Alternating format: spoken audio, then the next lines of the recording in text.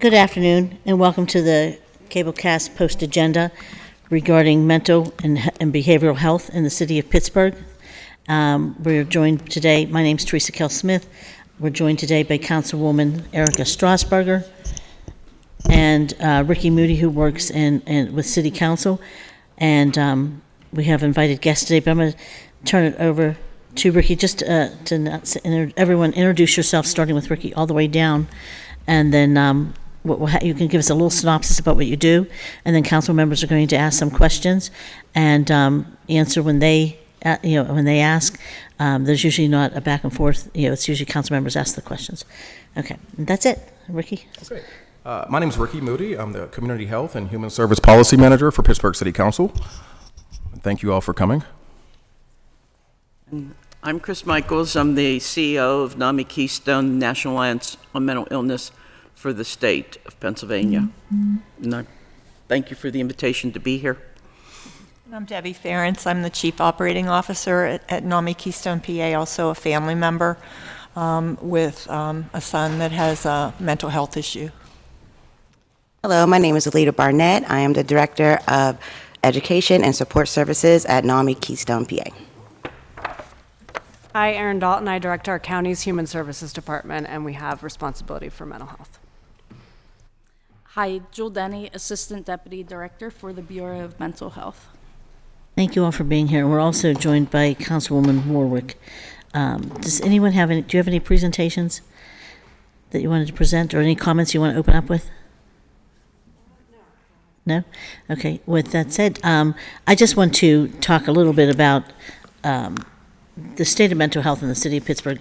We're hearing so much about some of the things occurring in the city, and oftentimes we hear how there's a shortage or there's some relation to mental health, and it's a prevalent conversation right now. But I think for us, we're trying to figure out on council what it is we can do, what it is we need to do, how we need to be supportive, and frankly, what other people we should be expecting from other people.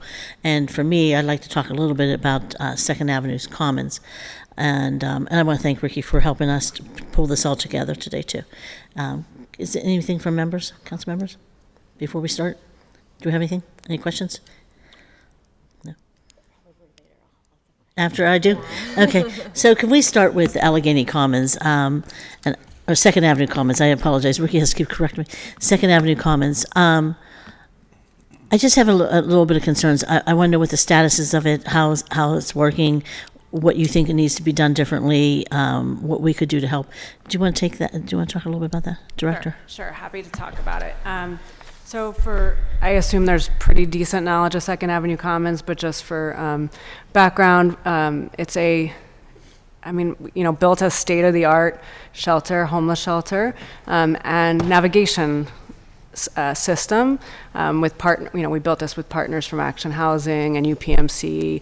PNC Bank was a big contributor. Mercy runs the social services part.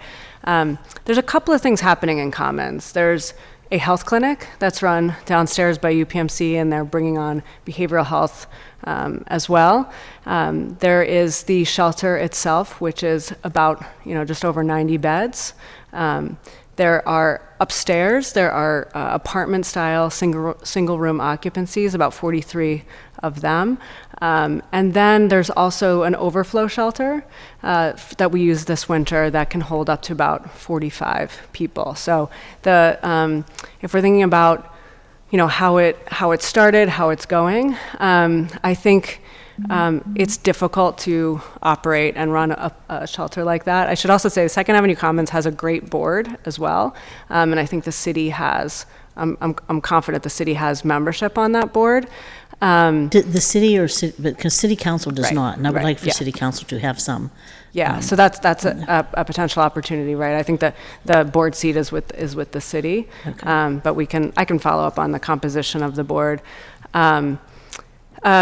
And we had hoped that would have opened early, like much earlier. As you know, there's construction delays all over the, no matter what, all over the place. And so when it opened, it was already cold, which was, not the plan. And I think there were some growing pains, but I think the team did really well to integrate a whole lot of people right away, and in all of those spaces, right? So there's, as I said, not just the homeless shelter, but then overflow and also the single room occupancies upstairs.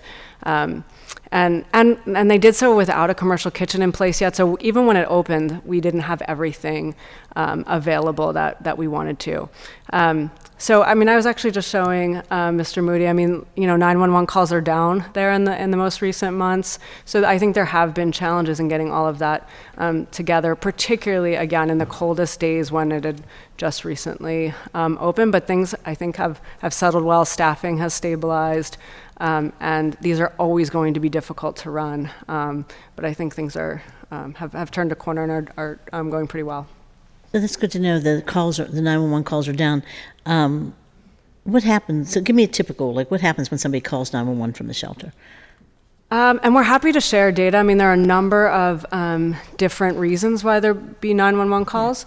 The thing you would hear about most are calls, because it's a major issue for people. You would hear about calls for overdose, but there's also medical transports that are calls. There are, I don't want to be wrong, but I think initially there might have even been some challenges with the fire alarm system that would create calls. That many people in a building tends to have a lot of calls. So there, again, could be mental health calls there as well. So there's a variety of calls, and we know, that's also city data, but we track this, and so we're happy to give you some of that breakdown. I think we did a resource fair, a mental health resource fair up in Mount Washington. There were people there, and somebody who had said that they had previously worked there, and that there was a number, I think it was over 200 911 calls to the shelter at the time, and that was a couple weeks ago, so it may have stabilized by then. So I want to know if people are calling, if they stopped calling because they feel like they're not getting the help that they needed, or are they not calling because the help has come and they're getting some changes there. One of the things she said was it's because it is so low barrier that people sometimes come in with weapons and things like that, and it's difficult for people to want to work there. And so if you're saying that the staff is stabilizing there, were you aware of those? Are you aware of those issues? I'm sure you probably were in addressing them. And there was I think a pretty public, well, by definition, public source article that also articulated some of those challenges, including concerns on our behalf that were discussed in that email. And we've been working closely with Mercy and other partners to stabilize that. There are, so I don't, obviously I'm not operating the shelter, but set up thoughtfully with amnesty lockers. There is security at the door. And I think even Mercy's potentially pursuing some additional security resources. Obviously there shouldn't be weapons inside the building. That's not permitted. There are. Well, I just want to be clear. I only heard that from one person. Okay. So I don't want to say this is the whole. But it's a tricky. As you know, it's a tricky place. These are tricky places to run. They're not. Not all staff are going to find this to be the best fit for them, and so I think it's everyone knows there's a lot of staffing challenges, and but again, I think things have been going well, and we were able to. Which gives a bunch of relief to that and opportunity to breathe to that whole building to close the overflow shelter and kind of return that to its the space it was intended for. Can you give us an estimate? And I know you have to go at 3:00, so I'll try to keep my comments to you brief so the other members can ask you stuff. Do any of you know the number of homeless people seeking shelter or needing shelter in the city of Pittsburgh or in this region? So homelessness, I don't mean to give more information than you want, but just for background, the way HUD thinks about homelessness, and that's our funder for homeless services, includes both unsheltered, sheltered, and actually folks in transitional housing. Mm-hmm. And so typically, if you ask kind of person on the street, they're only thinking about unsheltered, right, when they think about homelessness, but when we think about the way HUD counts that, right? So by definition, if you build more shelter, you will have more homelessness in the count. Okay, so it's just because that is the way they think about it. We have seen increases in both unsheltered and sheltered homelessness. Sheltered, obviously, by design, as we open Second Avenue Commons and open Smithfield, or reopen Smithfield to house additional people. We have not yet released this year's point-in-time count, but it's hovering around 900 when we think about, again, countywide. And that's sheltered, unsheltered, and in transitional housing. That's actually less than I thought, to be honest with you. Yeah, and unsheltered at any given time, I mean, nobody knows, of course.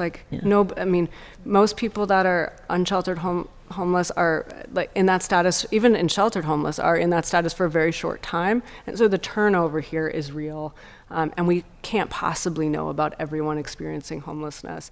But 150 or so unsheltered homeless at the count that we currently have, which is an increase. I mean, we are obviously very concerned about people trying to meet their needs. The housing system both relies on things like shelters and transitional housing and permanent supportive housing. But on that back end, that's primarily a service provided by kind of typical landlords who rent to our population. And so if we have fewer of those folks who are willing to do that, then the system kind of gets clogged. And then there are more people who could experience unsheltered homelessness. So we've increased incentives to landlords to rent to our population. We provide case management. We provide repairs and security deposit and all of that stuff, and it's helping. So we are getting more landlords willing to rent to our population, which means there is more flow through the system, and that's that's obviously good for everyone. Okay. Please. Just to clarify, you mentioned that as we build more shelters and as the total number sort of counted as like in the homelessness count through HUD standards increases. And I understand what you're saying about not always knowing the number of unsheltered, but is that the reason why it increases? Like, I'm not quite grasping why then the count increases when we shelter more people. Just because HUD doesn't count shelter as housing, they count that as homelessness. Yeah. But if they're going from unsheltered to sheltered. Same status from their perspective. Yeah. I mean, they separate them. Like, Sure. They want to know how many unsheltered and sheltered. Wouldn't it be then roughly the same number? Or as you're saying, we Both just have gone don't up. know? Oh, well, no, both have gone up. Both have gone up. We built Okay, additional got it. shelter. So separate point, then both have gone up. Yeah. Okay. Sorry, not to be clear. Yeah. Yeah. And so if you go on Allegheny County Analytics, that website, you can find there's a dashboard of all of the previous point-in-time counts. We will release this year's count soon. We're hoping by the end of May. And so you can see how that sheltered has changed. I mean, one of the things that I think, if you don't mind, that I think is important when we talk about, so there's families that can experience homelessness and there's singles, and people typically think about kind of single people here.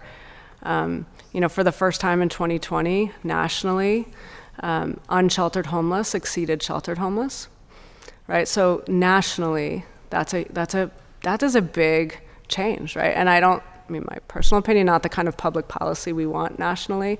That's just not the case in Pittsburgh. The vast majority, 750 of the 900 are sheltered. And so I guess it depends on your perspective, but homelessness can look really different in different jurisdictions. And clearly the country is dealing with this as an issue. Thank you. Thank you. Do you have any questions? Yeah, so just based on what we've just been talking about here, so you said that there are programs and incentives for landlords to rent to homeless populations. Is that through the voucher program, or is that something separate? Yep, it's separate. I'm happy to share information, back with you guys, with council. It's run through DH Human Services runs that program, and we work with landlords all over the county. And, just happy to provide more information on the specific incentives and who to contact. We released kind of a toolkit for landlords to try to make it easier. Okay. And I think what we were mostly dealing with during coming out of the pandemic is that, the rents have gone up, and so if you can rent to other people, why choose this population? So want to really encourage people to choose this population. These are folks who have been through our other programs, so we're not typically at least sending people directly from the street into permanent supportive housing that is subsidized. People are stabilizing a bit, hopefully through Second Avenue Commons, and then moving on to permanent supportive housing. And then it also, because, we talk a lot about transitional housing and, which is of course important, but sometimes I feel like there's a lot of the time when and it sort of makes people feel better to kind of have this vision of like, oh, you're gonna come out of this, and then you're gonna be, a functioning member of society. But a lot of the time, that's just not gonna happen, right? Like that's just, the reality of the situation. So, is there, when we talk about transitional housing, is that sort of like a quasi-permanent option for some people who, really aren't going to be able to manage to pay rent or that type of thing on like a long-term basis on their own? Yeah, and I would say I'm reasonably knowledgeable about our housing programs. I don't have other housing experts here. But permanent supportive housing, so not transitional, people can stay. And so that's the intent. Transitional would be by definition something where we are stabilizing and trying to move people on to a more permanent situation, which could be the kind of subsidized program.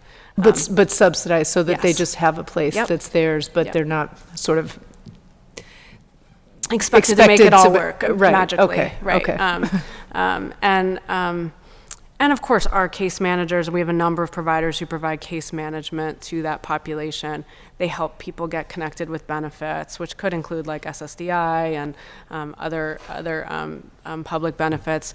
They work with them on jobs, of course, and substance use issues, mental health issues that they might be struggling with. So those folks all have case managers. We're not just placing them in, scattered site housing all throughout the county. There's people to work with them. Okay. Yeah, I'd love to sort of know more about that. Just, we don't have to do it here, but Sure, Yeah. happy to. Anything else, Councilwoman? Anybody? Okay. So I'm just going to go to my part. Tell me what some of the things are that you're working on at NAMI. And things that we should be concerned with. I think we're trying to work in the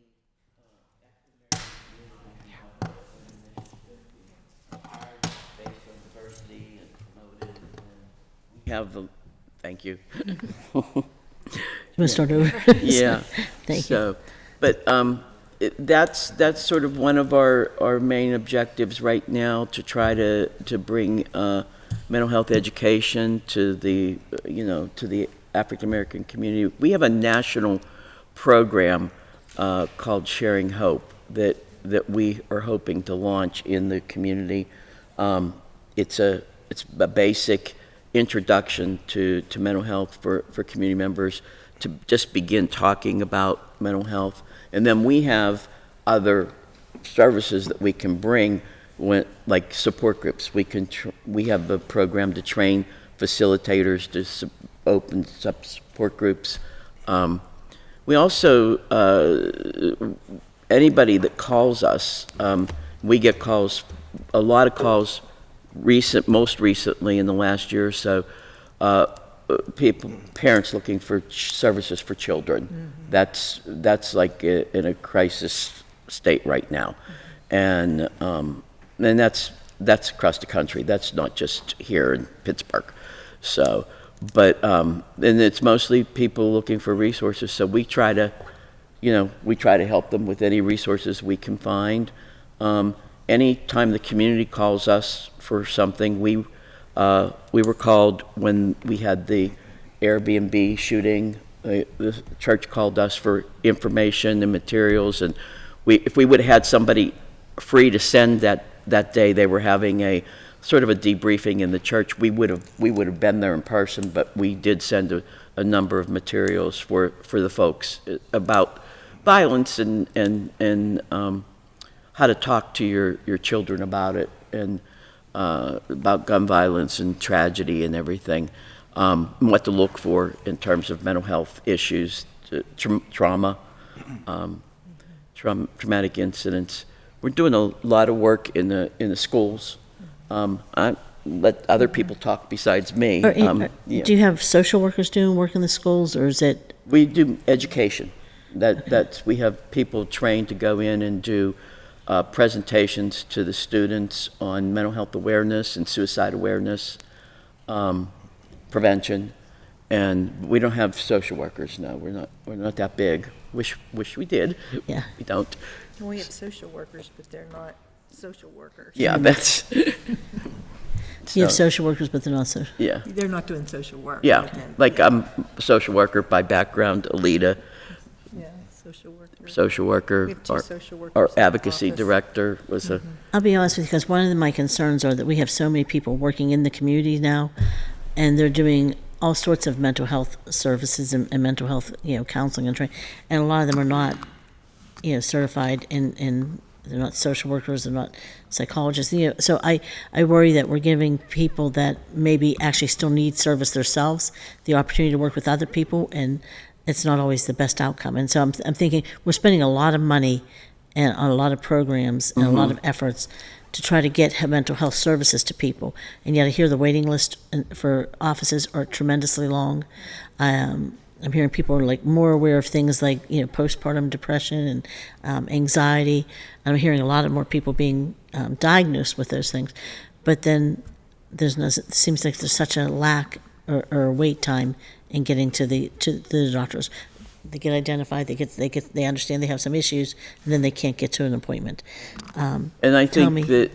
in our opinion, families are the safety net for children and adults who need services and are experiencing problems. When there's a waiting list for services, they have their family, and their families are out there.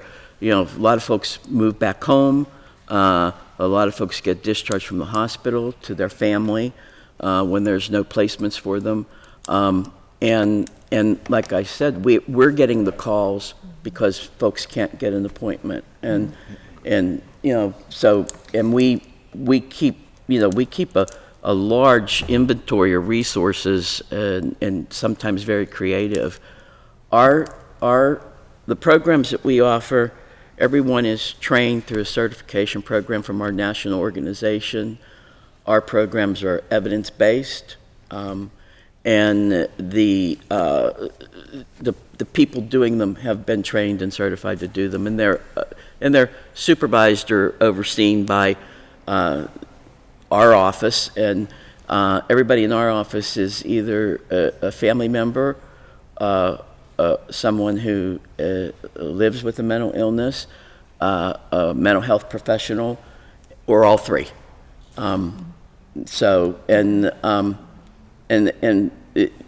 It's family support. I mean, and peer support, and I believe that it was like what got us through the pandemic. We ran support groups across the state. We have 31 affiliates in the state that we're responsible for, and we ran support groups 7 days a week, morning, afternoon, evening, Saturday night, movie night. There were virtual support groups running, and we served over 22,000 people in those support groups, and people in Pittsburgh and Allegheny County participated in groups in Philadelphia, Bucks County, and vice versa. There were groups being run here that people from those counties were participating in. If people want to get a hold of you, how can they do that? They can call our office. we have an 800 number, but we have a local number. Do you have the 800? Want to have the 800 number? I do. It's a 1-888-264-7972. Thank And you. somebody answers live every day from 9 to 2. We also we have an info line that if we get a request for resources, we respond. Our goal, and typically we meet it, is to respond within 24 hours to any request for information. My office. I try telling them to do that. That's really difficult to do, so I appreciate that. And I just want to say, I think we first met when we did a post-agenda with Ricky Moody in 2014. That long? Yeah, that's when we first started talking about mental health in the city, in this section, in the city of Pittsburgh. Then we had our staffs all trained on how to handle a mental health emergency call. But I would say that was 2014. That's a long time ago. Things have changed. We've done 13. Ricky just reminded me, it was 2013. We have a program, COs Against Stigma, and Mayor Peduto and Mayor Gainey both have taken the pledge to be an executive against stigma. And what that has led to is we've done multiple presentations for the city employees. Worked with the I want to say the Human Resource Department. I mean, I've done several HR. lunch and learns during the month that they have their employee resource fair. Alita's done, presentations, so. We're going to have you do some up here for city council. Yeah. And just to piggyback off what Chris said, I think NAMI is really good at giving information to people who might not be aware they have a mental health issue. So before even seeking treatment, we're educating people on symptoms and what that might look like. Family members, give them support around, their family, and kind of just educating people on what services are out there, as well as what mental health looks like in a whole. So I think before even seeking treatment, they have to have an understanding of this is happening. Yeah. I think you're right. I want to say we're also joined by Councilman Bobby Wilson. Councilman, do you have any questions? Please. Well, Madam President, thanks for having this meeting, or this post-agenda. The follow-up to 2014, is that what you're saying? we usually try to do one every year, but over COVID, we skipped some. No, I appreciate it. It's not like, you thought of this, so that's great. I wanted to thank, I heard you mentioned the meeting that we had with the community after the Airbnb incident, tragedy, which happened in my district, and that was an event that my office partnered with. We actually started out with several conversations with people, but ultimately we came together with a large amount of support, and you were a part of that, so thank you. So I just wanted to, when I apologize, since I was tardy, maybe I missed this, but I just want to kind of get an understanding of how this is structured. So first, just to get me up to speed, mental health and behavioral services in the city of Pittsburgh, the discussion, but we have the county, and then are you funded by the county? Yes. Okay. So and this is housed at DHS, and who funds where do the funds come from? And did I miss this? No. I didn't miss it. Actually. Nope, Okay, we all have right. not, Where do the funds come from? I'll start, and Joel can correct me if I get anything wrong. So the predominant funding stream for mental health, substance use, behavioral health services is Medicaid. So in Pennsylvania, counties have the right to operate that behavioral health Medicaid program if they want to. And Allegheny County has always chosen to do that. And so the state could operate it, or the county could operate it. And we do that with partner. So you've maybe heard of Community Care Behavioral Health, maybe not. They are our partner. They are our partner in funding and supporting Medicaid services. I'm sorry, what's community care? Community Care Behavioral Health, and they're a subsidiary of UPMC. Yes, that's what I understand. So Medicaid is the payer. The primary payer. There is funding for uninsured, and we support that. There's other state funding that comes down, not nearly in the. So it's not like it's like county taxes that go into No. this. We're pulling from that bucket. I mean, this is the Medicaid, and so every the county matches not on Yeah. Medicaid, but on some other behavioral health funding. But yeah, primarily it is a right. So It's UPMC's community care, is that the? correct They have the contract? with the county. Correct. So you're going to see me trying to learn. Yep, So I'm all like, good. this is how I learn. So I'm picking through this. So they have the contract, and how big is the contract? About 400 million. So we spend 400 million, or we, basically, on some level, it's all taxpayer because it's coming through federal to the state. So taxpayers are paying 400 million to solve issues really and provide care for mental and behavioral health through the okay. And now, and how long has the contract been with UPMC's community care? Yeah. As to my knowledge, since this whole program began, which was 22 years? 1998, yep.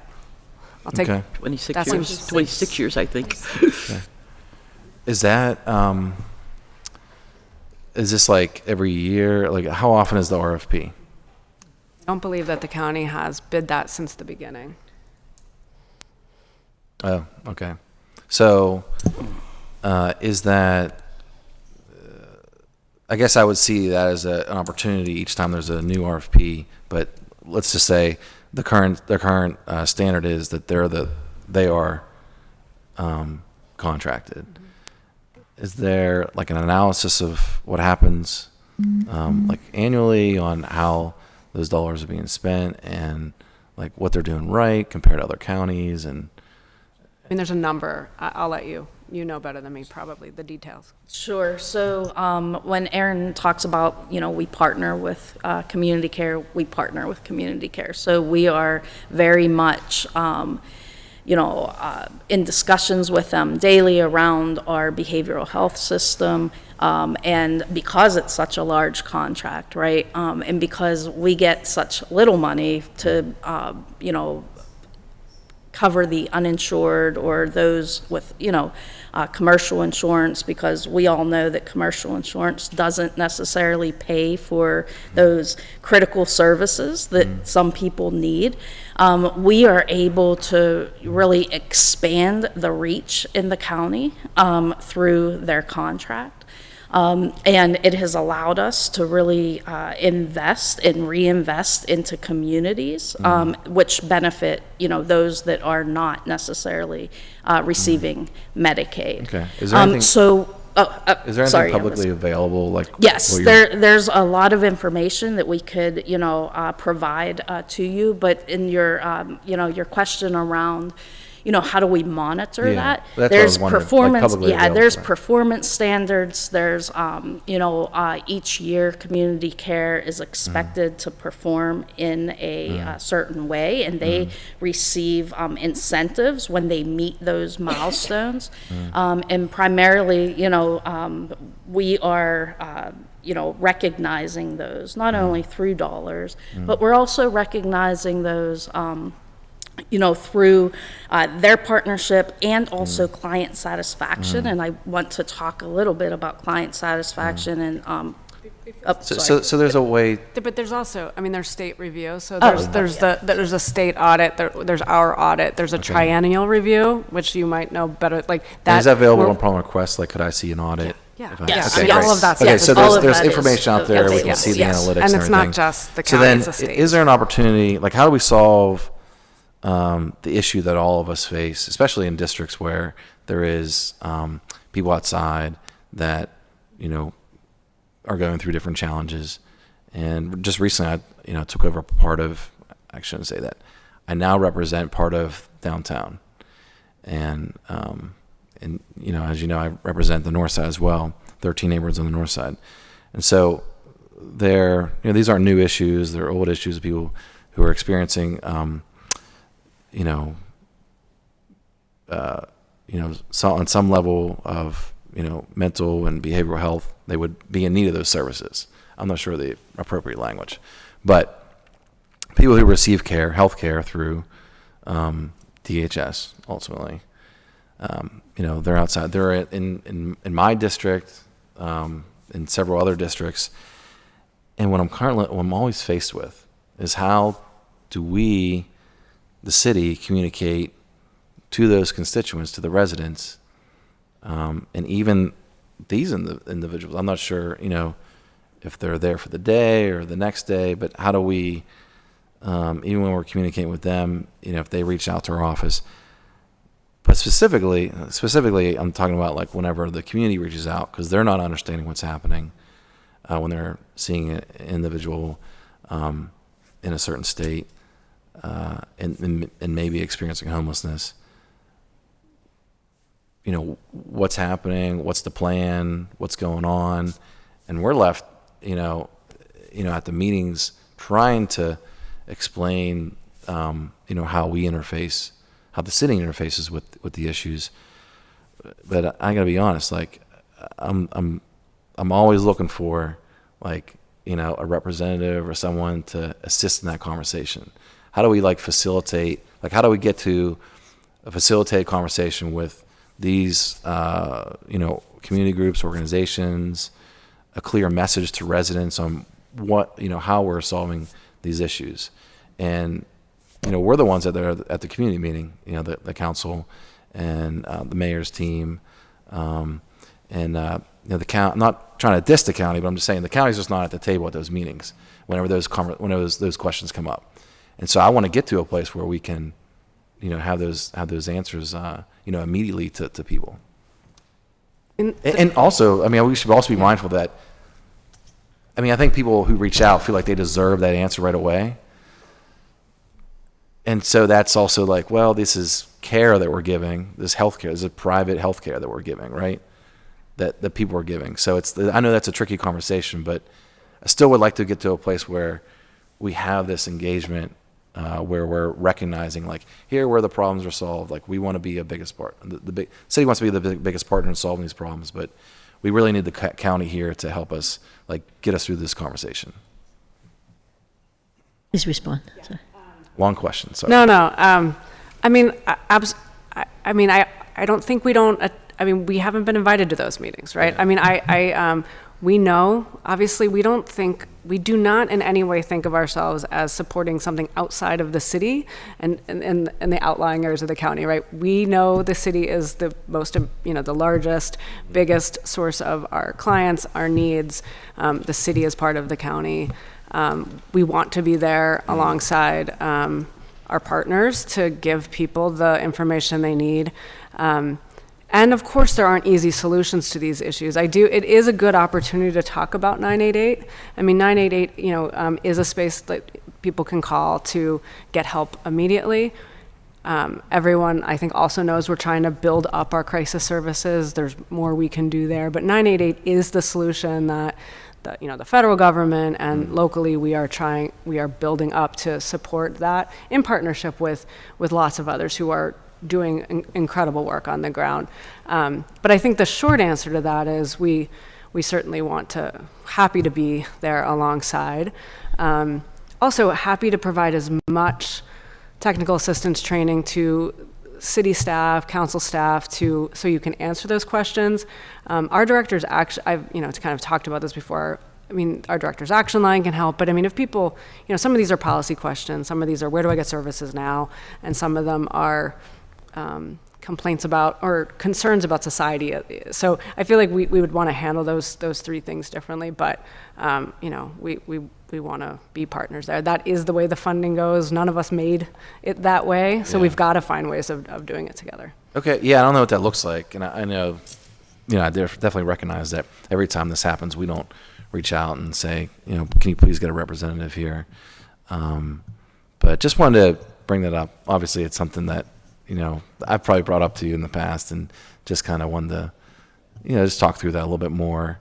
But specifically, whenever I started to represent part of downtown, I made it, a goal to walk around a few times with our, essentially was our police officers, because typically, they're the ones that are called initially to multiple different the calls come in, they're responding, and there was they were talking through the push and the reorganization of more police downtown, and it was recognized in the walkthrough that we're not going to be able to solve all these issues. Like, we're not going to be able to police our way out of what's happening outside. And I recognize that. It was good to hear that they recognize that as well. And so, how does the mental health and behavioral services work with our the police, fire, EMS? Yeah. Started my day at 8 on the call with police, and may end the day that way. We'll see. So we do really try to partner with police. We're particularly partnering around downtown issues right now and coordinating how we handle various issues. I think, and others are welcome long run, we should, and we are doing that. We should build up the human services system such that, and this is a new conversation nationally, and new-ish at least, such that we can respond more of the time. And so that means social workers who work non-traditional hours. I mean, if you're going to be available during crisis, then you have to be available.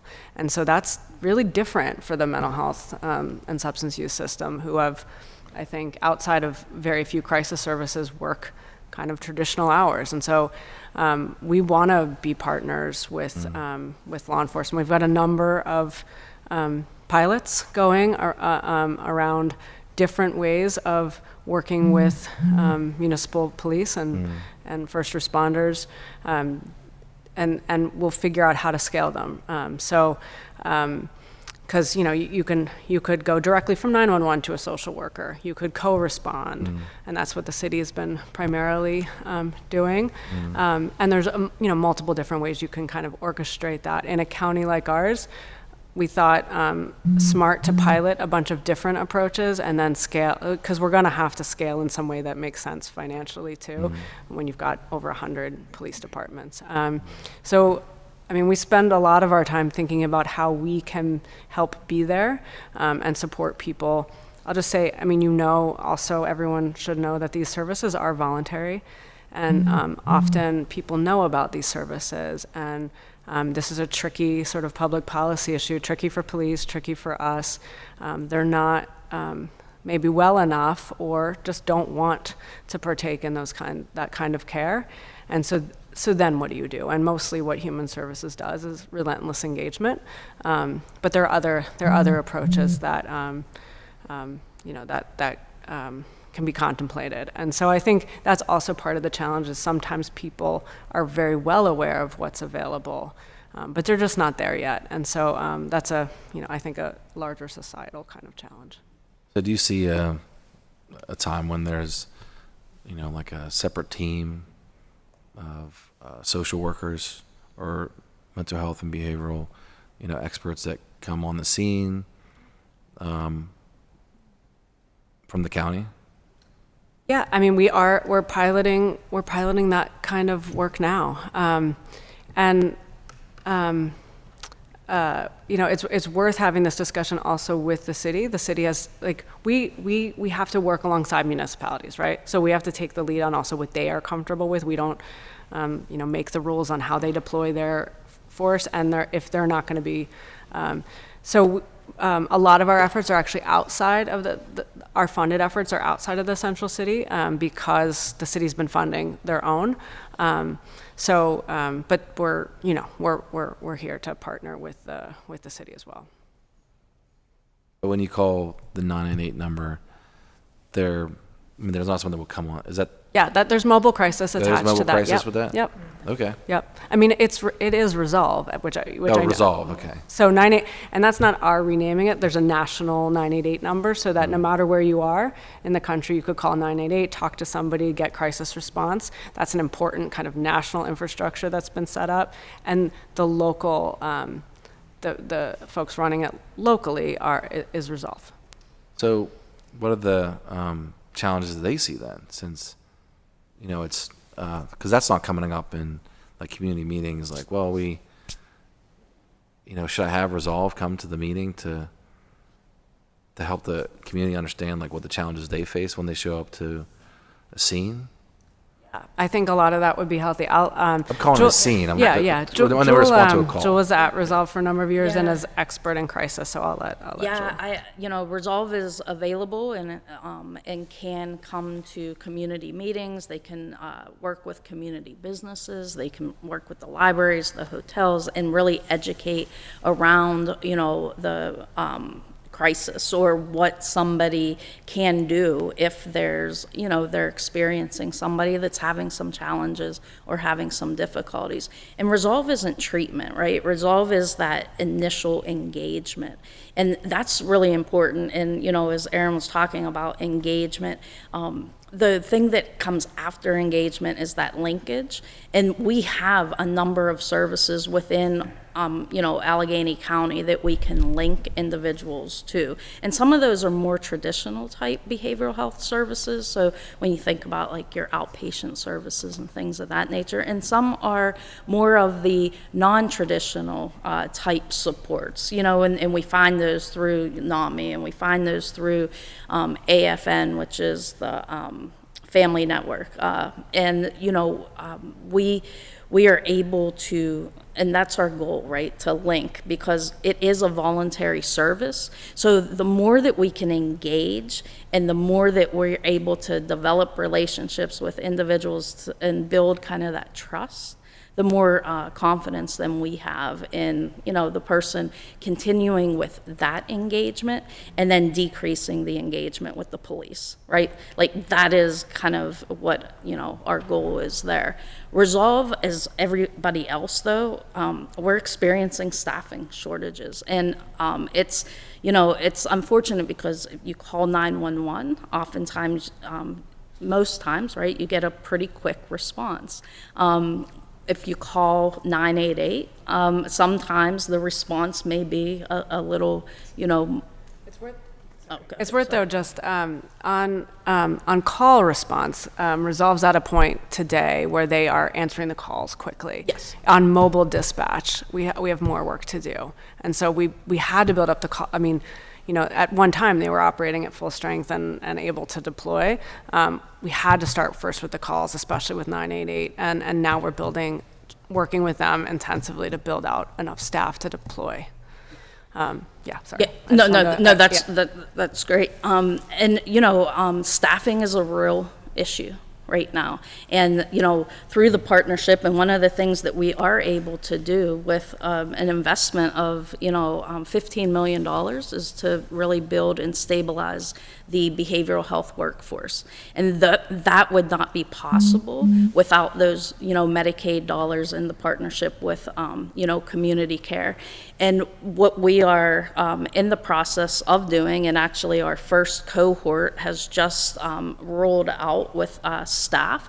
We're trying to stabilize the staff that we have within our behavioral health workforce and also attract new staff to our behavioral health workforce, because I will tell you, but what we're experiencing right now is not staff leaving to go to another provider, but staff are leaving to go to Sheets. Staff are leaving to go to retail.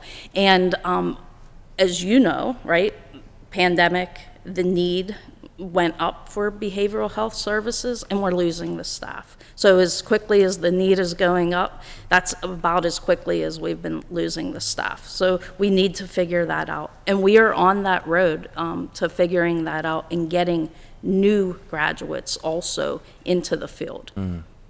Is that through, how do you solve that? Is that through higher pay? Yeah, it's a combination. It's through the the county and community care and Peachy, which is the Pittsburgh Council of Higher Education, which is 11 colleges and universities, I think it is, around here. And also a partnership with Smil Business College with Penn State too.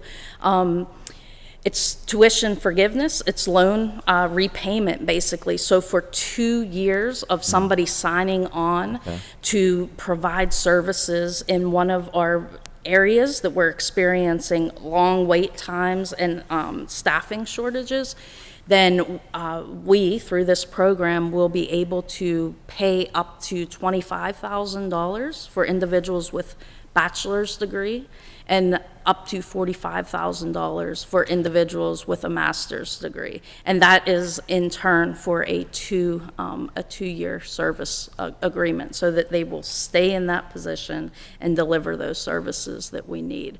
And there's 180 individuals that will end up going through this program, which is significant. And we, you ask about, are we watching and kind of monitoring what's happening? That also is, we're tracking outcomes, we're tracking the individuals, are they staying in their services and, in their jobs and things of that nature. So we're really hopeful about this program, and that, hopefully we'll be able to expand it. Great, Providers, if I could just say one more thing about providers had to opt into this program. And we had, 11 of the 13 providers that were eligible for this program opt in. And opting in took a commitment on their part to increase the pay for workers, because workers were making $12 an hour and, making $25,000 a year, expecting to go out into these off hours and you could go elsewhere and make a lot more than that and not have to work weekends or off hours. So providers also are coming to the plate, and that's important too, I think. Well, great, thanks. And the only last thing I want to ask, I don't think it's a long answer, don't worry. No, I'm glad you came Oh, out. okay. Yeah. Sometimes I feel bad when I have a tendency to just keep on going.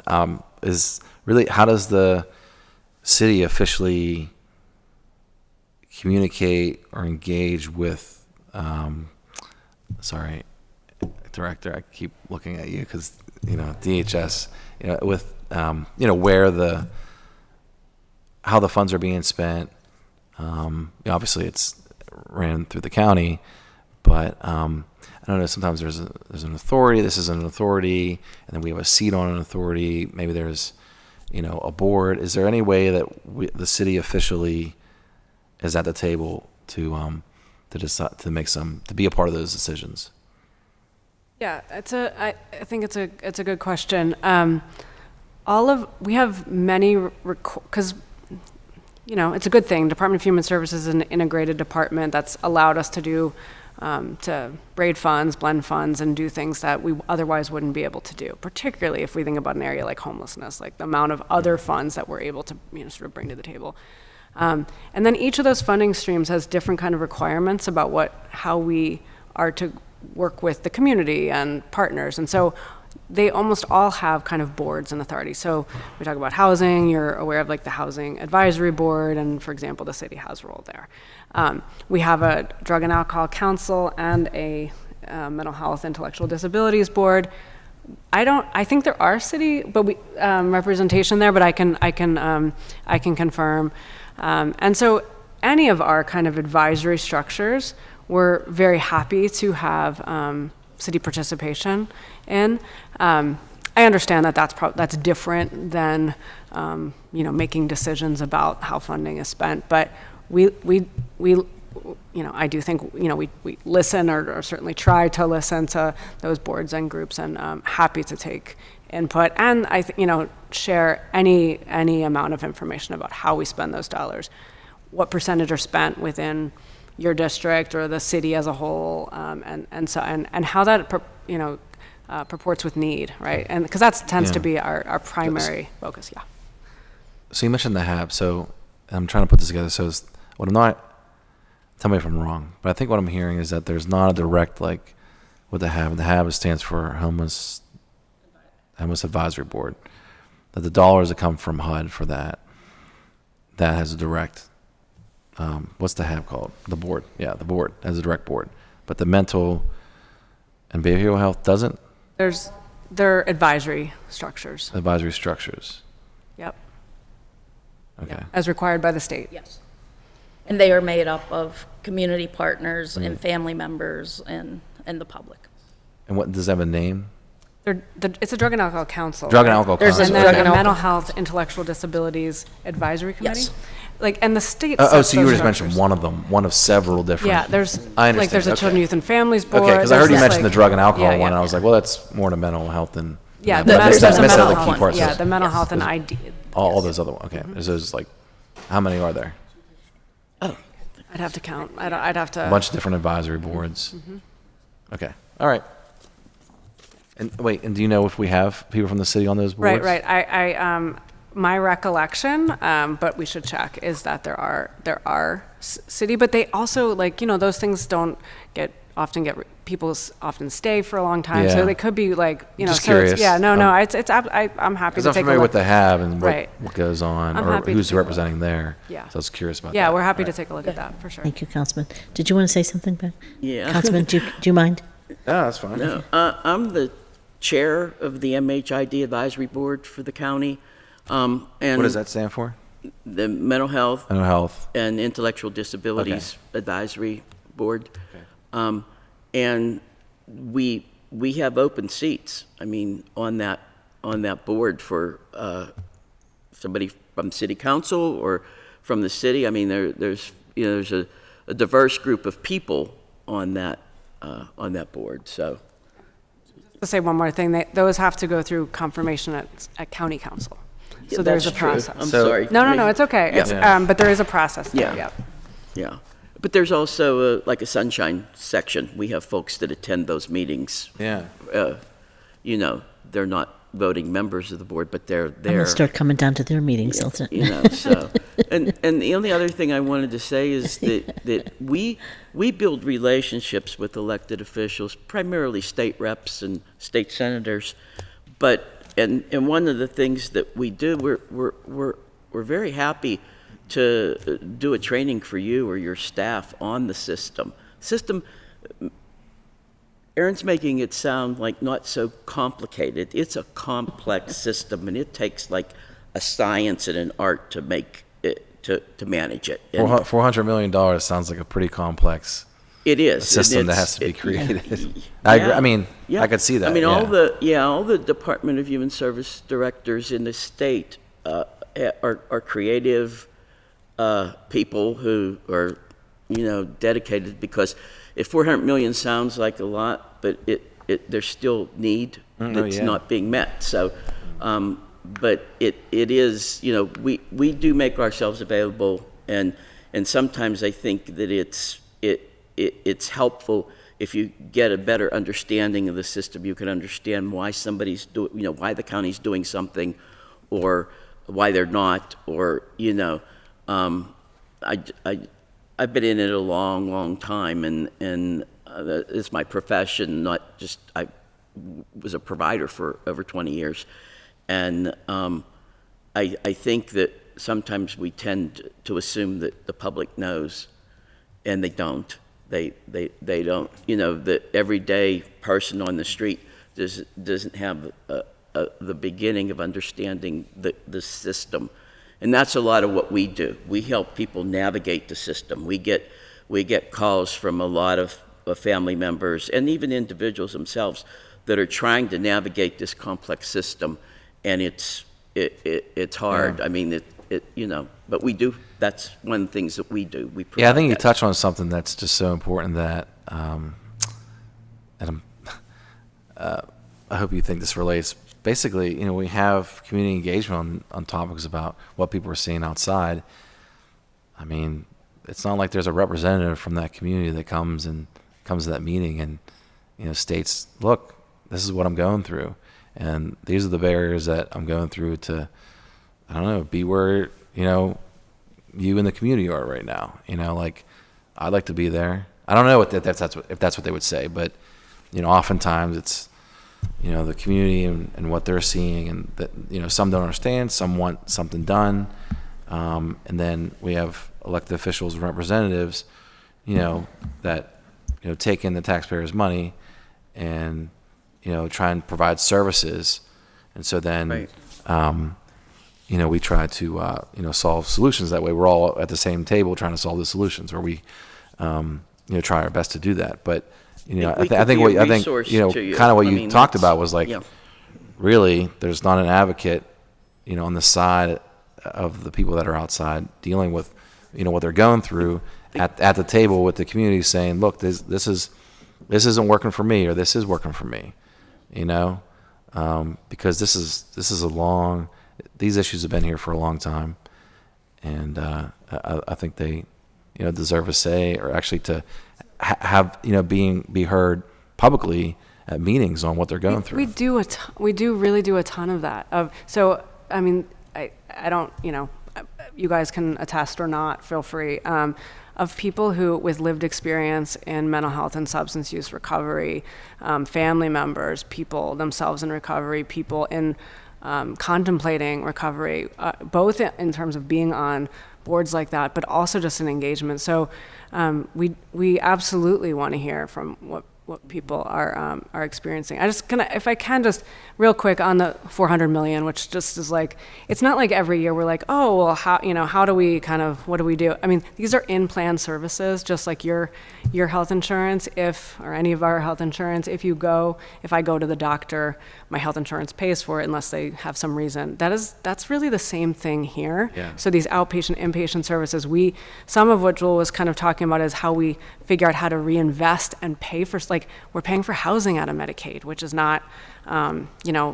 typical. And so like we're doing all that kind of, that's where we spend our energy, is trying to figure out how to use those dollars to actually get people what they need, as opposed to just, not that, I mean, you need the outpatient care, the inpatient care. One more additional thing about monitoring. Since I became director, we, in the past year, we took in-house monitoring. So for 4 years, 5 years, the county paid a group called Allegheny Health Choices to monitor that contract. I wanted full responsibility and authority to monitor myself, because it's that important to have direct hands-on. I want to know, I want all the data, I don't want it over here. If we're going to be responsible, let's be responsible. So we've built up, and we are continuing to build up that team, that data capacity, and just being able to have a closer hand on that monitoring, I think, I think it's important. And then it's not me saying, well, you've got this person over here, here's what they do, go ask them. Community care, at least, like, we hold responsibility. So just some of the changes, and just because a number like 400 million, these are in-plan services that we have to provide. Well, thanks. I think this is a great conversation. I appreciate you bringing this to the table, because I just see such an intersection here of services where, I'll go back to at the community meeting, like, they're like, the police can do something. But then, if found that that's not something that they do, and, then it's like, well, this is healthcare. And so then, we have to have the conversation about what's being done on that side. And I know you all are doing it. It's just a topic that comes over and over again, especially with COVID, the pandemic that happened, multiple factors that led to certain situations that have happened, and now, everyone's wondering what's being done about it. So I appreciate you coming today and talking about this. Thank you, Councilman. Councilwoman Warwick. And let me just say real quickly, the director has to leave in about 10 minutes. So if we can just if you have questions for her, ask them of her first. And then I know, Councilwoman, you want to go too. So, okay, I'm sorry. Just so I'm clear, so you have UPMC Community Care that has this contract. They are Resolve. Like, are they doing the hiring, and they are staffing this 988 service? UPMC is obviously a large thing, right? Sure, so sure. Separate and apart, and they have different kind of identity. They also run Western Psych and a number of hospitals. Right. So Resolve is run really by the Western Psych part of UPMC, which is different from Community Care Behavioral Health, which is its own subsidiary of UPMC. Well, so what I'm asking is so if if you call Resolve, is it going to be a UPMC employee that is responding either both on the phone and then showing up? At this time, yes. At this time, okay. I'm just wondering because, I mean, this came up about staff. I mean, I was just at something yesterday where we were talking about people leaving jobs at UPMC, nursing and hospital jobs, to go work for Sheetz, or, Costco. So this is an issue, clearly, at any rate, system-wide. Okay, so just with the Resolve, because this does come up, and I don't know, maybe so that I can fully understand Councilman Wilson's questions too. So, for example, I know in my district, right? So in the Squirrel Hill Business District, folks are starting to see, you'll have someone who, you'll have folks sleeping in doorways and things like that.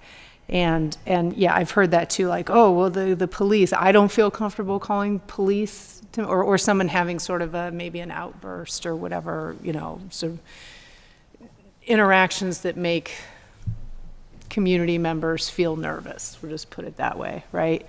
I don't feel comfortable calling police in situations like that. I know that community members don't always feel comfortable calling police, right? It doesn't feel right. It feels mean, right, to call the police.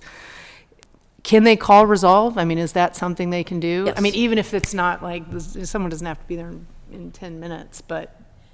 Yes, absolutely. Okay. And Resolve is really there, and, over the 14 years, 12 years that Resolve has been in place, they really have become more of the catch-all. Okay. And I'm going to say, like, that number became more of the catch-all. I will say that, under Erin's direction, she's really, like, expanding that there should be a number to call to be able to get human services that do not necessarily equal a mental health crisis.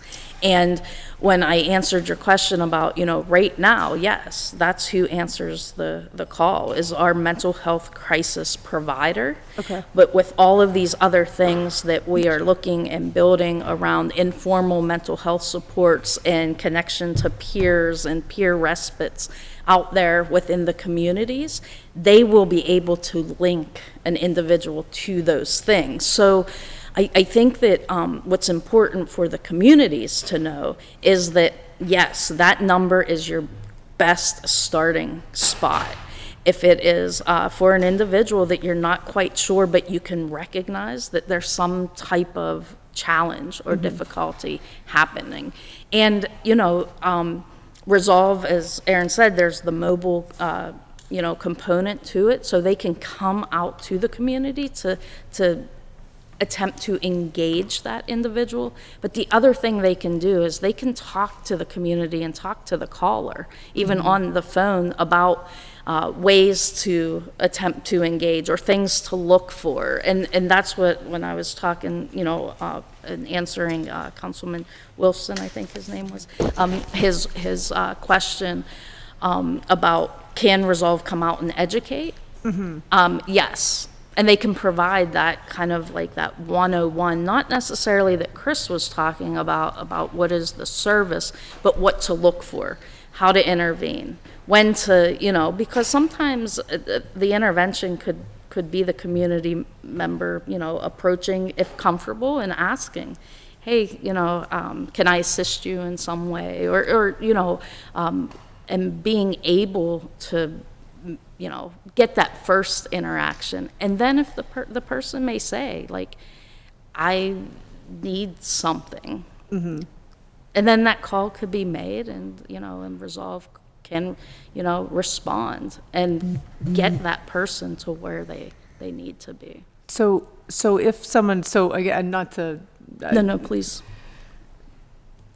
I don't imagine the folks I'm talking about are not, that's why they want to be able to call someone, is they're not ready Sure. they're not. And that's okay. They're That's not feeling okay comfortable too. with sitting That is down okay and, too. and engaging Right. themselves, so which is fine. So what is, roughly, if someone were, just so I can sort of Yeah, expectation set, right? Because this is helpful to me, Yeah. right? This is helpful to me. What can, in terms of like how long it takes for someone to pick up the phone, what's the? That's quick. Oh, that's that quick. is- Yeah, Okay. yeah, that's Okay. not, you're not gonna call and the phone is going to, ring for, hours or Okay. ring for, like, somebody is answering that Someone's going to call, answer. yeah. Okay, and then in terms of, because like I said, this rarely. I mean, if it was urgent, then they would call 911, right? If something really bad was happening. But most of the time, we're just talking about. So, what is the kind of the average for the mobile unit time to to come out? Is it like tomorrow? Well, or- it depends on the day, time, and what's happening Okay. with that individual. Okay. There's definitely times in the day where, for whatever reason, more people call resolve than not. And in those moments, the response time would be longer. Okay. And also, I mentioned resolve is the mental health response. So if an individual is not in any immediate danger, resolve, they triage, right? And they would respond to an individual who is having thoughts of harm to themselves or to others before responding to, an individual Right. who may be safe at that moment. So Okay. yeah, so they triage. Okay. But they could walk the person through that when they call, like the caller. So if it were somebody like in if the it was a business community- owner that's like, yeah, hey, there's a exactly. guy, They would be they able to could- talk to them and kind of, About what to about expect what in to terms- expect okay. and yeah, Okay. absolutely. I have actually one other question that's super specific about something different, but so I'll let Councilwoman Strasburger and. You're done?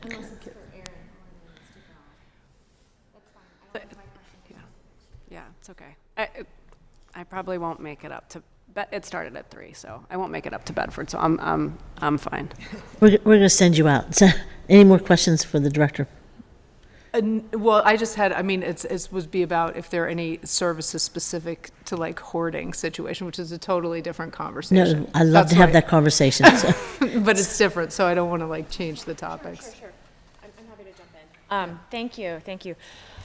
Let's see, there are a couple of buckets of conversations that I'd like to ask or to have. I guess one is, I've heard the theory from maybe some other cities or jurisdictions where, like, if they have a bucket of money and they're deciding, let's say, binary choice between hiring, say, 4 social workers to go into a school or to work, let's just say that this is specific to the youth mental health crisis across the country. So they could hire 4 professionals to go into schools on a rotating basis, or they could spend the same amount of money doing intensive trainings of whatever sort is the most helpful to a lot of people who work with youth, right? Teachers, crossing guards, school bus drivers, coaches, rec center, in our case, like rec center directors. Some cities are choosing to do the latter, where to spend money to train a lot of people on that sort of light touch. And so I want to respect Council President's concern. And so I'm not saying that those people should be then qualified to treat or to be thought of as social workers or therapists or psychologists. But I guess the idea being, in my mind, that they would then have the skills and the knowledge about how to deal with the situation, whether acute or less so, and then make referrals. Be curious to hear thoughts and reactions to that sort of question and approach, because I like it's the really idea of referrals. I love interesting to me, like that you could really, if the problem is really broad, that you could have a really broad answer to it.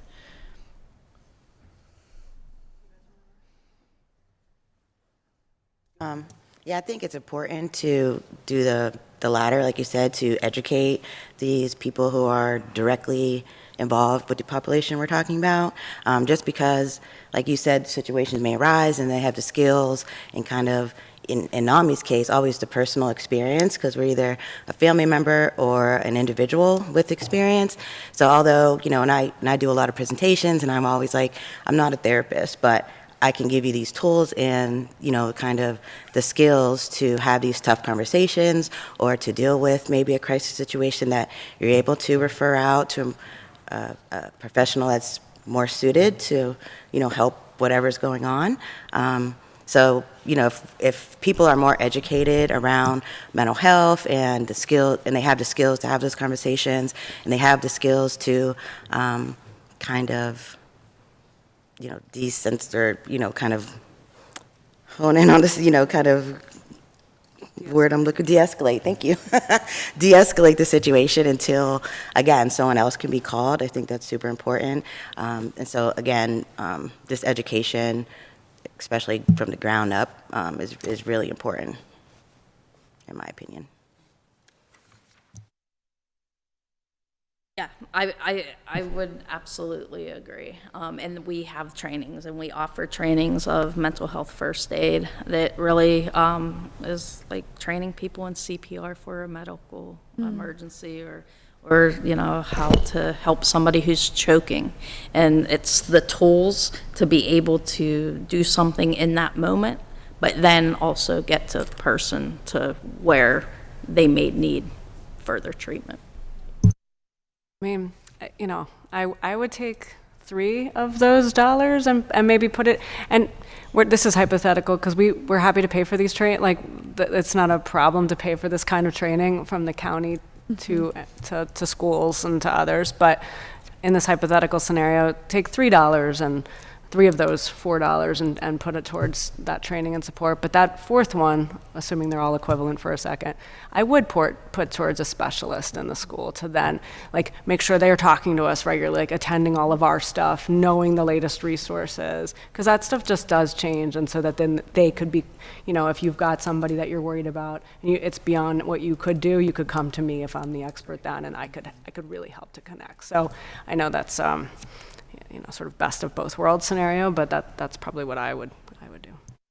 And that's helpful. I mean, we don't have the schools, right, but we can coordinate with schools. But we do have rec centers, healthy active living centers for older adults, crossing guards who we've put through trainings around mentorship, but maybe not this kind of work. We have access to those who we've funded, the community organizations that work with youth who we've funded, sports leagues, so many, I think, in our orbit who we work with, I think that could benefit from this. So it's helpful to hear your perspective. Thank you. The only other, I have two other questions. One is, I understand that there are racial disparities in terms of access to mental health, especially crisis service. This is, research our office pulled together, that the frequent utilizers of mental health crisis services tend to be older, more likely to be male and Black. And that some of the disparities have to do with cost, stigma, minimization, low perceived effectiveness of treatment, accessibility. Does this sync up with what you understand as well? And if so, I know that NAMI, you are all working on this exact thing. I would love to, and you mentioned it, I'd love to learn a little bit more about what that looks like, how you're, entering communities, and, what success you might have seen. Yeah, thank you. So I think we are trying to be more intentional on, reaching out to communities who may not know about NAMI, who traditionally, like you said, have a stigma around mental health. Last year, we had our first annual Black Mental Health Summit. So it was, the purpose of it was to bring communities together, give them some education. We had a couple speakers tell some personal stories, and then we had a really organic conversation about, what the community members feel like the issues are in their own community. So then in turn, we are able to offer, like Chris said, training on support group leaders, classes to help people, again, understand and have that support around mental health. So this year, we're having our second annual Black Mental Health Summit. It's going to be at the Hosanna House on July 19th. So again, we are having speakers and inviting the community out to have those conversations. So I think stigma is, you know, in my opinion, really at the top of the list in these communities. That prevents people from reaching out, even having these conversations. So we've been, again, intentional on trying to go to different events that might not be mental health related, like the music festival, and just have a table there and just be able to talk to people and just try to normalize this conversation. So I think, you know, attacking the stigma piece and trying to normalize the conversation could really, you know, get people thinking and say, maybe I can reach out, you know, for help and not feel so alone. And also, we created a African American mental health resource guide for Allegheny County, which is full of Black therapists, some psychiatrists, different programs within the African American community that's around mental wellness. So we know it's important that people will get services from people who look like them so they can feel more comfortable and have that understanding, you know. So, you know, I always tell people, you know, to find a good therapist, you might have to go through a few, right? So it's very, and your treatment you won't get the best treatment if you're not comfortable with your provider. So just trying to, you know, put all that in one place, because as we talked, it's very hard to navigate this system. Prior to NAMI, I was a service coordinator, working with the homeless population. I worked in a homeless shelter, so I definitely understand some of the struggles. And like you said, it's voluntary, and you know, sometimes you go to a person and they're just not ready, and so now what do you do? So like you said, continuous engagement and just trying to build a relationship. So I think, you know, that's NAMI in a bigger scale, just really trying to show up, build relationships to make it more comfortable for people to reach out and have those conversations. Can I just tell the director, it's 3 o'clock if you want to leave? You sure? Okay, I want to be mindful of your time. Oh, so I just wanted to also add in on that, excuse me, that I've been speaking to Director Dalton about the fact that last summer there was an uptick in Black men who were overdosing on opioids, and the need to maybe insert some health promotion campaigns to those populations. So I will say we've been in conversation about that. I also mentioned a few weeks ago that sometimes I think that when that data hits the air, providers don't necessarily materialize programs around it. So that's another way to sort of hone in on where the issues are with the Black male population, whether it's substance use disorders or if it's mental health disorders, and where can we get the providers to go into those spaces. So I will say, Councilwoman, we have had those conversations. Also, you know, there is an extreme need for Black men as practitioners. I feel guilty that I was, and I'm no longer in that space, you know. But still, I think that if we train ourselves on cultural competency and we recognize what that population is dealing with, I think that you can provide adequate care. And one last thing, I think that it's important to talk about the fact that that particular population often lives in some of the most vulnerable city neighborhoods. And we have to keep an eye on services that are coming into those neighborhoods, that are leaving those neighborhoods, that are current post-COVID, and to have transparency about what is available. Because one of the issues that I think we always have to keep an eye on is making sure that we have and advocate for equitable access to care. So I would say that the Black male population right now in this city may not necessarily be honed in on as effectively as it could be. I think there's more work to do, but I think that summits like the Black Mental Health Summit that you're gonna participate or operate actually in July, I think that's helpful, and I plan to be there. Also, I did get the directory from the Black Therapists Collective, so I can share that to council too. Okay. So. Is there anything else? Yep. Okay. Councilwoman Warwick, any other questions? I mean, I do have the one about, Yeah, please. yeah, so, This is all about all mental health in the city of Pittsburgh. Anything we can do to. yeah, so, I mean, I don't know, these maybe isn't as common, you know, but it sort of pops up, and it's a big problem for, I mean, I have I was just at a hearing this morning, right? I have a whole neighborhood that is sort of rallying behind this one home. And again, it's a very tricky situation because you're dealing with with a homeowner who has lived in a neighborhood for many years. There are, people who've grown up and, so it's, nobody wants to see anyone put out of their house, but at the same time, it's, so, so I guess because just practically speaking, I'd like to know what I can do, what services are available, even if that's just sort of moving the things, you know what I mean? Like getting the space cleaned up, Thank you. And, hoarding is definitely something that is complicated, maybe as complicated as the behavioral health system is itself and all the funding streams. We do not have anything specific as in a hoarding task force or anything like that, but our providers are definitely equipped to manage and treat the behaviors that we often see as the root cause kind of the hoarding. And, for so long, I think it was looked at as, more of an obsessive compulsive disorder type, concern.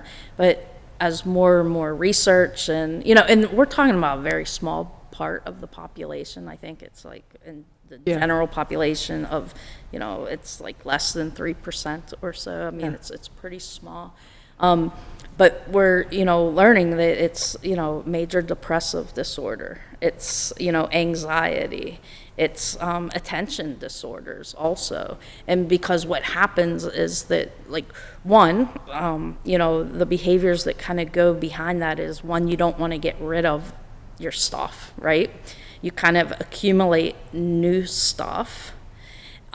So how do we, like, and the third is like disorganization, right? Mm-hmm. And sometimes then the situation becomes out of control, and then it becomes, what we're seeing there. So even though we don't have anything specific to hoarding, we do have providers that are, have specialty and provide specialty evidence-based practices, as Chris was talking about, such as like cognitive behavioral therapy, to address those underlying, conditions.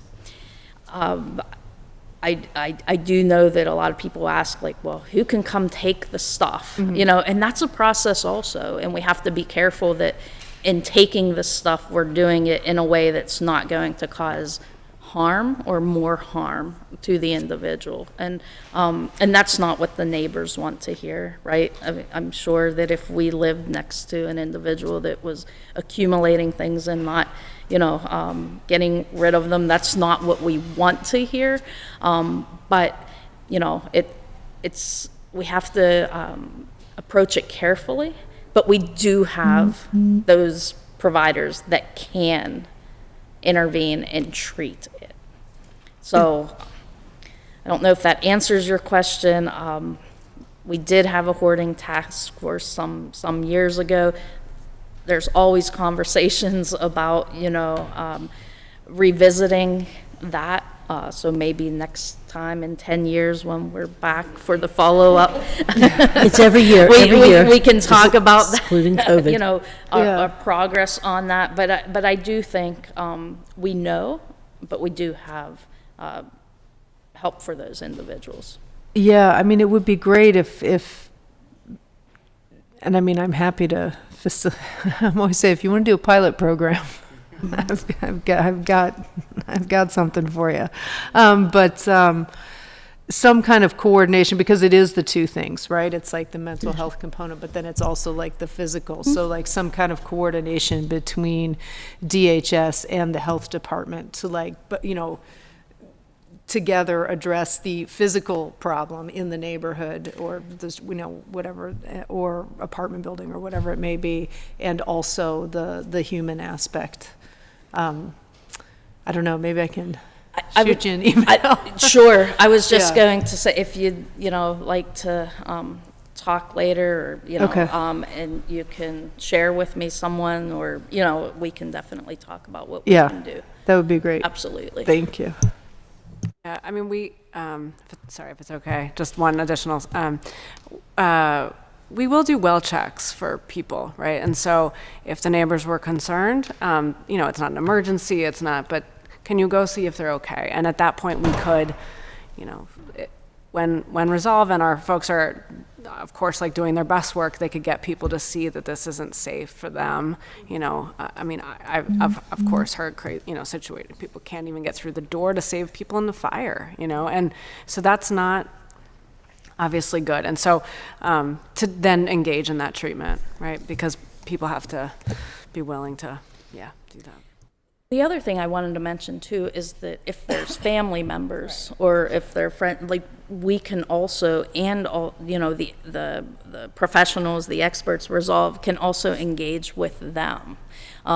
Even though it's voluntary for it doesn't mean that Resolve can't engage with others. They can't speak specifically about the person's situation or, share their protective health information, but they most certainly can talk about hoarding in general and what you can, provide and what to look for and how to best to try to, interact with that person. Okay, thank you. Thank you. And on the same, I want to talk a little bit more about the hoarding situation. I know, so I know a family that, I'm trying to be mindful, where their mother was a hoarder and the father was not around, and then she lost custody of all her kids, and they all went into foster care system, all abused in the foster care system, and just all sorts of things happened. So to me, hoarding is such a big issue that I think we should be focusing a little bit. It may not be a big percentage, but the impact it has on the people that it does impact, that are involved, is significant. And so I really wish that we would, try to work on something. If it was something we can do together, maybe working with our PL&I. The health department used to do some things in that area, and then I believe they turned it over and said that they weren't involved anymore. We actually had a gentleman, and I want to give him a shout out, Joe Orbovich in Elliott. At one point, there was a person who called out for help, and he paid for a dumpster and got the volunteers together, and they went and helped clean out the space for the person who was asking for help at that time. But there was a lot of underlying issues, as you mentioned. So that was one part of what needed to happen, but there was a lot more that needed to occur. So I think it's such a complicated issue, and it really is. It's a danger for our firefighters. It's a danger for the people living in those homes. Our firefighters have to respond to fires in those properties, and it also puts other people at risk. And so I remember at one time we had, I think it was 2 fires in one neighborhood because of hoarding. So it's an issue that we need to really address, and for the people living in it, the kids that are affected by it, the families affected by it, but also for our first responders. So I just want to say that part. And in terms of training, I just want to bring this up. I understand train the trainer. I understand, doing the peer-to-peer mentoring, all that sort of thing. But one of the reasons I get concerned when I hear that we're empowering a lot of people to do mental health work is because the issues are getting more significant and more severe. They're not getting better. And we've been doing this for a long time. The peer-to-peer, the mentoring, we've been doing that for a very long time, since I worked for Pittsburgh Public Schools, which is about 20 years ago. And they trained me to do anger management programs. And I tell people this story all the time. I did anger management for about 50 people in Pittsburgh Public Schools, 50 parents. And after the sessions, it was several sessions in a row, after them, everybody caught up and thanked me and said how it really changed their lives, the whole bit. This one mother came up. I was up at a concession stand and doing some work up there, and she came up and she said to me, she said something. I couldn't hear her because there were kids in front of the concession stand, and there was a fan. I said to my daughter, "What did she say?" She said, "Tell the coach to take that uniform," and she just went off. And so I said, I guess that didn't work. So sometimes you actually do need a professional, with real skills and real ability, and knowing when to say, okay, maybe this person needs much more than what I can provide. And so I just want to make sure that that's always really clear, that there are professionals in this arena, and those are the people that we should be trusting and going to and guiding people to. Although it's great to try to get people to them and mentor them, the ultimate goal should be to get them the real help that they need, is what I think. So that was my comment with that. Is there any closing remarks any of you want to add? Yeah. So I just wanted to touch base on some conversations we've had the last few weeks.